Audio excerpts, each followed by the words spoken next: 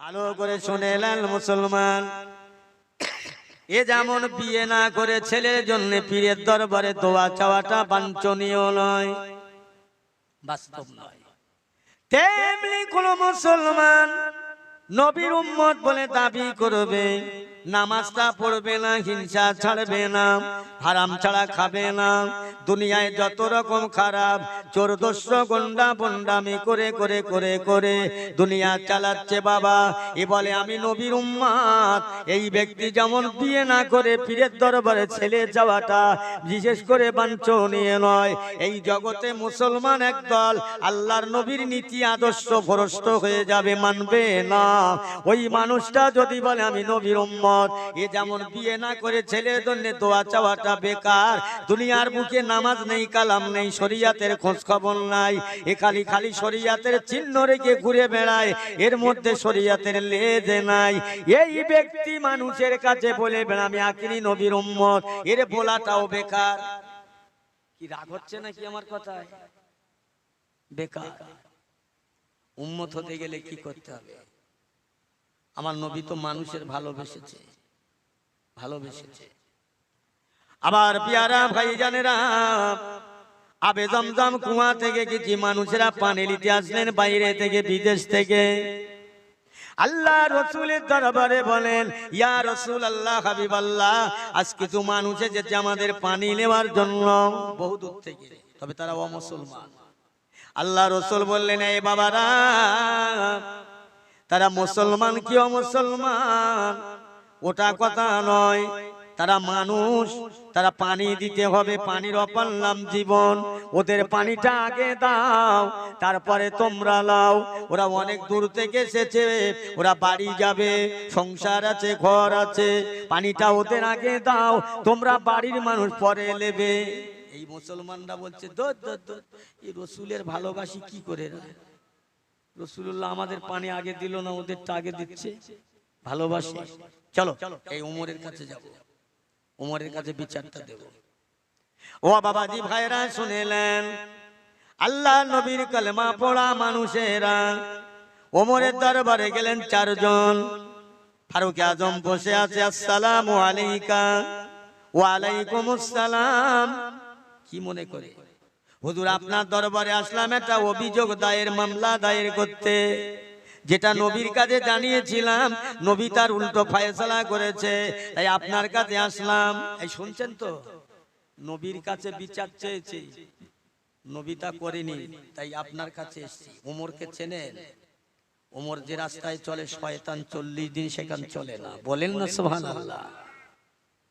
হুজুর রসুলের কথা মানেনি, আপনার কাছে এসেছি। বাইরে থেকে কিছু মানুষ এসছে পানি নিতে, আমরা বললাম ওরা বিদেশি, আমরা আগেলেই তারপর ওদের দিই, কিন্তু রসুল বলেছে না, ওদের পানি আগে দিতে হবে, তারপর তোমরা লাও। হুজুর কি করে মানা যায়?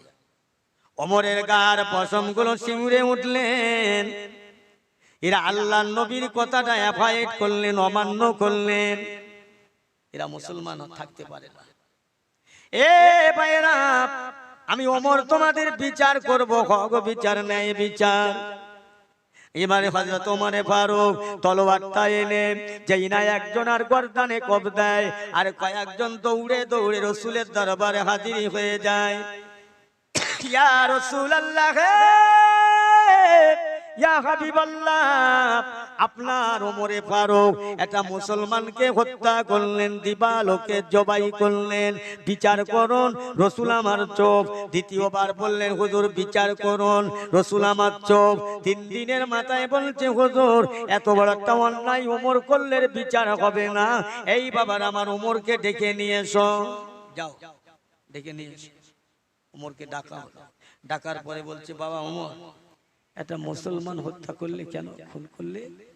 ইয়া রাসূলুল্লাহ, হাবিবাল্লাহ, আমাকে মাফ করবেন, ক্ষমা করবেন। একটা মুসলমান যদি মেরে থাকি, এর জন্য আমি ওমর যদি জাহান্নাম হয় তো কিছু করার নাই।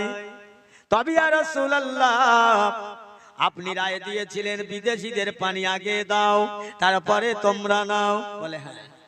ওই বিচারটা আপনার বিচারটা মানলো না, আমার কাছে গেল, তাই আমি বিচার করলাম যে ব্যক্তি আল্লাহর নবীর সিদ্ধান্ত মানলো না, আল্লাহকে মানলো না, ইসলামকে মানলো না, ওই ব্যক্তি কোনোদিন মুসলমান থাকতে পারে না। ইয়া রাসূলুল্লাহ, আমি একটা মুনাফিককে মেরে দিলাম, একবার জোরে বলুন সুবহানাল্লাহ। এর নাম বিচার। হাজার হাজার মুনাফিক ঘুরছে দুনিয়ায়, দেখলে অবাক। একটা টুপিওয়ালা দাড়িওয়ালার মারবে না একটা হিন্দু লোক, মারবে এই মুনাফিক মুসলমান। এই টুপিওয়ালাকে শেষ করবে এক মুসলমান, আর এক মুসলমানকে শেষ করবে। হযরত ইমাম হাসান হোসেনের কারা মেরেছিল? কাফেররা মেরেছিল? বেঈমানরা মেরেছিল? না, মুনাফিক মুসলমান। বুঝেছেন? যার বাপের নাম ছিল মাবিয়া, তার ছেলে হলো ইয়াজিদ, আবার রেখেছে আব্দুল্লাহ বিন জিয়াদ। বুঝলেন? সেই তারাই ইমাম হাসানকে মেরেছিল। এরা কারা? খবর রাখেন না?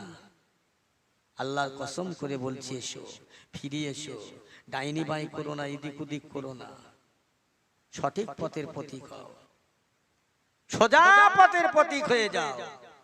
আল্লাহর নবীকে মানো, নবীর সাহাবাই কেরামদের মানো, ওলি আউলিয়ায়ে কামেলিন পীর মাশায়েখদের মানো, তবে হবে। হালাল খাও, মিথ্যা কথা ছাড়ো, সত্য কথা বলো, মানুষের সঙ্গে সৎ ব্যবহার রাখো। এটাই হলো ইসলামের আদর্শ, নবীর আদর্শ। জোরে বলুন না সুবহানাল্লাহ। সবসময় মানুষের খাই খাই মার মার কাট কাট হয় না, চলে না, মানুষ ভালোবাসে না। আমার নবী ছিল মিষ্টি কথা, মিষ্টি আদর্শ, তা দেখে মুসলমান হতে বাধ্য হলেন। আল্লাহ রাসূল আল্লাহর হাবিব তার গুনাহগার উম্মতের চেতা চিন্তা করে এক মরুভূমি ময়দানে, চারিদিকে পাহাড় আর পাহাড় আর পাহাড়, পাহাড়ের এক কোণে গিয়ে আমার নবী সেজদায় মাথা রেখে গুনাহগার উম্মতের কথা মনে করে ঝরঝর করে কাঁদতে লাগলেন। আল্লাহ, আমার উম্মতের উপায় কি হবে? আল্লাহ, আমার উম্মতের উপায় কি হবে? নবী আমার কাঁদতে লাগলো। আবু জেহেলের কিছু সংখ্যা দলেরা, আবু জেহেলের এক দালাল এসে বলছে, এই বাদশা জাহাপানা, হুজুর আব্দুল্লাহর বেটা মোহাম্মদ সেই ফাঁকা জায়গায়, মক্কার মরুভূমি, শুধু পাহাড় আর পাহাড়, তারই নিচে বসে দেখছিলাম, বসে নয় সেজদায় মাথা রেখে কাঁদছে আর বলছে রব্বি হাবলি উম্মতি। আবু জেহেল বলছে, একটা সুযোগ, যাও এই উটের পচা নাড়ি ভুড়ি গুলো নিয়ে টলি করে ওই মোহাম্মদের গর্দানে চাপিয়ে দাও, ওর মধ্যে শেষ হবে, ইসলাম শেষ হয়ে যাবে। হয় নাকি? আল্লাহ রাসূল বলেছে, উম্মতের কথা ভেবে কাঁদতে লাগলেন। ফাতেমার কথা চিন্তা করে না, আয়েশার কথা চিন্তা করে না। ও মুসলমান, আর সেই মজলিসে বসার লোক হয় না। বেঈমান কাফেরেরা আবু জেহেলের কথা অনুযায়ী নোংরা পচা নারী ভুঁড়ি, পচা গন্ধ আল্লাহ নবীর কাছাকাছি গিয়ে চাপা দিলেন। আউরের ভেতরে আমার নবী কাঁদছেন, এত কষ্ট তারা দিচ্ছেন। আম্মা জান ফাতেমা রাদিয়াল্লাহু তাআলা আনহা, কেউ বলেছে ফাতেমার তখন 7 বছর বয়স, কেউ বলেছে 9 বছর, যাইবা হোক। আব্বা জানের খুঁজতে বার হলেন, আব্বা জানকে পাওয়া যায় না। আব্বা আব্বা করে হাঁকছে, কোনো দিকে নেই, খালি ময়দান। ভালো করে দেখে, ওই পচা উটের নাড়ি ভুঁড়ির মধ্যে থেকে আওয়াজ আসছে, ইয়া গুনাহগার উম্মতি, ইয়া হাবলি উম্মতি। ফাতেমা বুঝতেছে, এর ভূত আমার আব্বা। কেন এর কাজ কারা করলো? এই সর্বনাশ কারা করলো? আমার আব্বা জানের কষ্ট এত দিচ্ছেন কেন? ফাতেমা হাত দিয়ে ঠেলতে শুরু করলেন, কিন্তু ও কি সরাতে পারে? আম্মা জান ফাতেমা ঠেলে যখন সরাতে পারলো না, ওই সময় আল্লাহ পাকের দরবারে বলতে নাই, রব্বি আল্লাহ, আপনার হাবিবি নবী আমার আব্বা জান, আজকে রে আমার আব্বা জানের কোন অপরাধ বেঈমান কাফেররা উটের নোংরা পচা নারী বুড়ি নিয়ে আমার নূরের আব্বা জানের চাপা দিয়েছেন। আল্লাহ আমার আব্বা জানকে যারা এত কষ্ট দিলেন, এরা অত্যাচার করলেন, আল্লাহ আপনি তাদের আসমানি গজব দিয়ে ধ্বংস করে দেন। এই না কথা যেই ফাতেমা বললেন, রসুল আমার সঙ্গে সঙ্গে নিজের গায়ে যত ক্ষমতা ছিল ক্ষমতাগুলো দিয়ে বেরিয়ে পড়ে ফাতেমার হাত দুটো ধরে বলছে, মা হাতটা নামাও, মা হাতটা নামাও, মা এই দোয়া করো না মা, আজকের এখানকার মানুষের জন্য যদি তুমি বরদোয়া করো কবুল হয়ে যাবে, মানুষ ধ্বংস হয়ে যাবে। আমি মোহাম্মদ রাসূলুল্লাহ আল্লাহর ইসলাম ছাড়ক বাহক করে আমাকে পাঠালো, ইসলাম প্রচারের দায়িত্ব আমাকে দিল। মা এরা আমাকে চেনে না, জানে না, না চিনে না বুঝে আমার উপরে অত্যাচার করেছে। ফাতেমা এসো দোয়া চাই, আল্লাহ জানো মক্কার মানুষদের হেদায়েত দান করে। জোরে বলো। নবী এরকম নবী ছিলেন, মানুষের বদলা নিতেন না। ও ভাইজানেরা, নবী আমার রসুল আমার এত অপরাধ করলেন, খালি ইসলামের দাওয়াত দিচ্ছেন বলে নবীকে মক্কা থেকে মদিনায় তাড়িয়ে দেওয়া হয়। মদিনায় কেন? চেষ্টা করেছে মোহাম্মদকে, আবু জেহেল চিন্তা নিয়েছে মোহাম্মদকে মেরে দেব, মারবই মারবই। ওরা 11টা দাড়িতে গেরো বেঁধেছে, মোহাম্মদকে মারবই মারবই। আল্লাহ বলছে হয় না, হবে না। নবী আমার অনুমতি, আমার মনোনীত নবী, আমার মনোনীত কোরআন, তোরা পারবি না, বেকার এটা করিস না। আহা, আবু জেহেল আমার রাসূলুল্লাহকে যত কষ্ট দিয়েছে, ব্যথা দিয়েছে, সেই ব্যথা সেই কষ্টের চেয়ে আল্লাহ আমার নবীকে এত ইজ্জত বাড়িয়ে দিয়েছে। বলেন না সুবহানাল্লাহ। কথায় কথা বাড়ে। 1 তারিখে হযরতে আব্বাস রাদিয়াল্লাহু তাআলা আনহু আমার নবীকে বলছে, বাবা মুহাম্মদ, তোমার শিশুকালের কথা একটা বলবো বাবা, আমার কথাটার উত্তর দেবে? জি চাচা বলেন। হযরতে আব্বাস রাদিয়াল্লাহু তাআলা আনহু বলেন, ও বাবা মুহাম্মদ, তুমি যে দুনিয়ায় ভূমিষ্ঠ হয়েছো, তোমার আব্বা বেঁচে ছিল না। আমি আব্বাস বড় খুশি, তোমাকে দিনের ভাগে দেখতে যাব, এত ব্যস্ততার মাঝখানে যেতে পারি না। 1 তারিখে রাতের বেলায় তোমাকে দেখার জন্য গেলাম, কিন্তু আমি নিচে থেকে দেখতে পাই যে দোলনাটায় তুমি শুয়েছিলে, ওই দোলনাটা নড়তে রয়েছে, দোলা খায়, কেউ দোলা দেয় না। বাবা মুহাম্মদ, আরো আমি দেখতে পেলাম আসমানের চাঁদটা জানো তোমার নিকটবর্তী, তুমি ওই চাঁদটা নিয়ে যেন খেলা করছো। জোরে বলবেন না? আমি দেখি অবাক হয়ে যাই। বাবা বলো তো কি? ও চাচা জান, দুনিয়ায় তখন আমার আব্বা নাই, আমার আম্মা জান কোনো কাজে ছিলেন, আমি মোহাম্মদ রাসূলুল্লাহ দোলনায় শুয়েছিলাম। আল্লাহর ফেরেশতারা দোলনাটা দোলা দিচ্ছিলেন, আর আকাশের চাঁদ আমার কাছে কেন জানেন? দুনিয়ার কোন সন্তান হলে তার বাবারা বাজার থেকে খেলনা কিনে দেয়, টাঙিয়ে দেয়, বাচ্চা যত হৃষ্টপুষ্ট হয় ওটা দেখতে থাকে, হাত উঁচু করে, উয়া করে। আমার চাচা জান, দুনিয়ায় আমার বাবা বেঁচে নেই, কি আমাকে খেলনা কিনে দেবে? আমার রব, আমার আল্লাহ, আমার মাওলা আমার খেলনার জন্য আকাশের চাঁদটা আমাকে নামিয়ে দিয়েছে। নবী কত বড় নবী, কি নবী ছিলেন! খেলনা হিসাবে।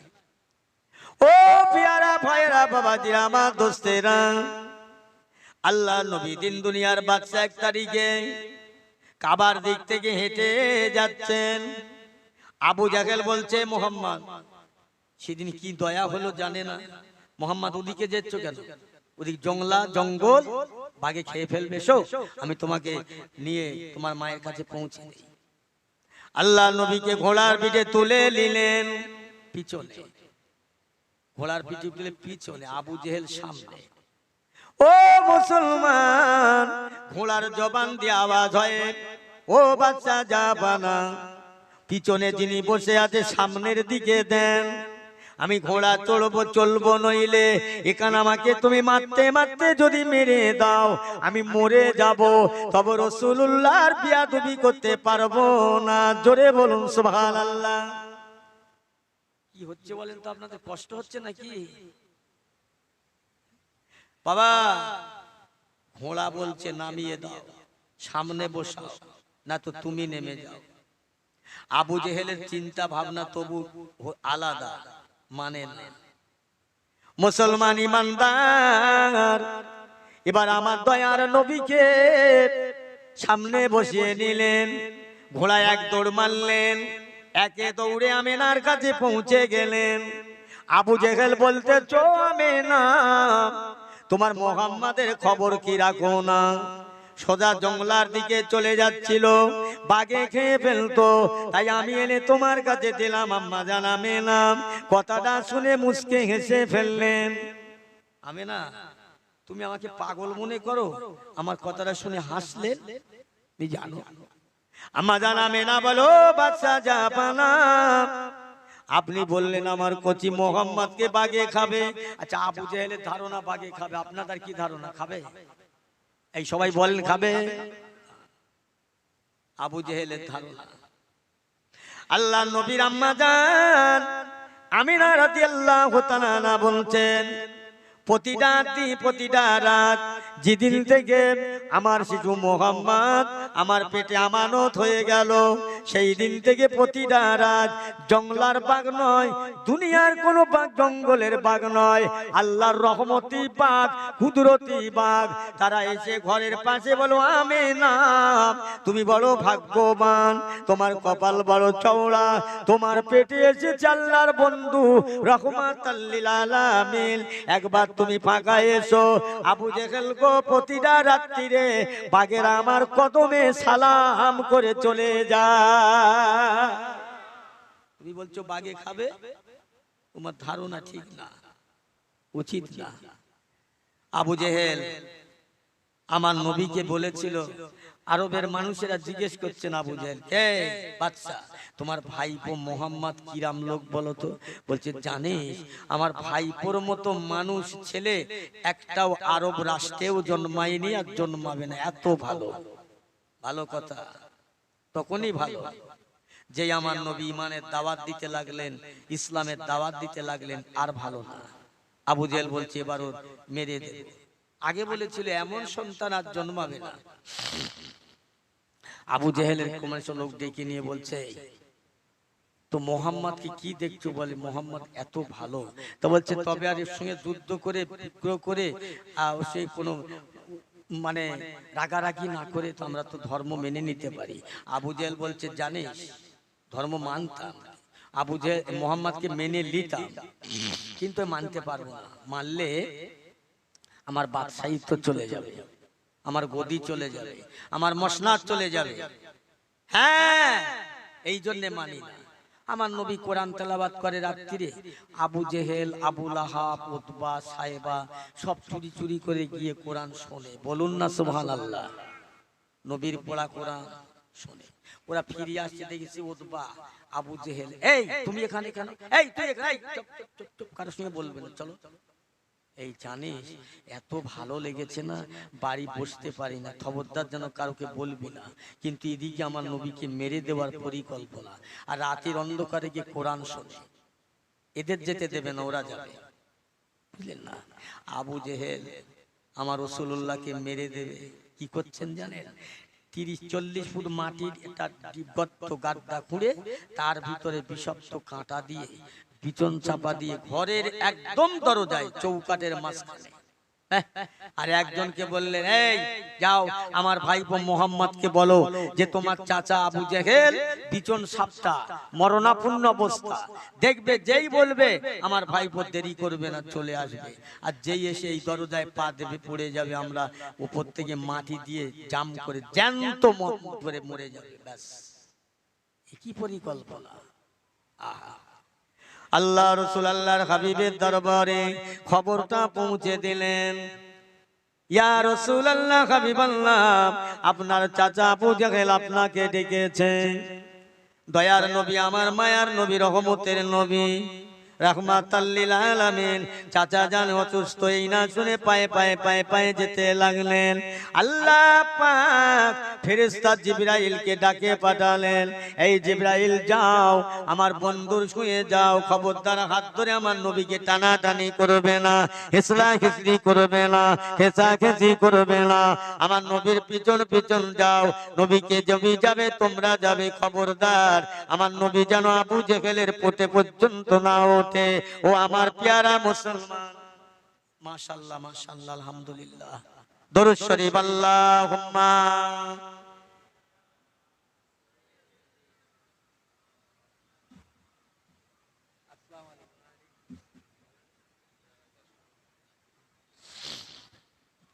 আমার পেয়ারা ভাইয়ের আব্বা জানেরা, বক্তা হাজির, বুঝেছেন? আমি জনমন্দ প্রতিবন্ধী মায়ের পেটে থেকে আপনারা এতক্ষণ ধরে বসেছিলেন, আমার কথার মধ্যে যদি কারো মনে আঘাত লাগে, ব্যথা লাগে, কষ্ট লাগে, আল্লাহর রাস্তে সন্তান মনে করে, ছোট ভাই মনে করে ক্ষমা করবেন, দোয়া করবেন। দোয়া করি আল্লাহ আমাদের সকলকে যা শোনাবে, যা জানাবে, তার থেকে বেশি বেশি আমল করার তৌফিক দান করেন। বলেন আল্লাহুম্মা আমিন, জোরে বলেন আল্লাহুম্মা আমিন। আসসালামু আলাইকুম, দরুদ শরীফ আল্লাহুম্মা।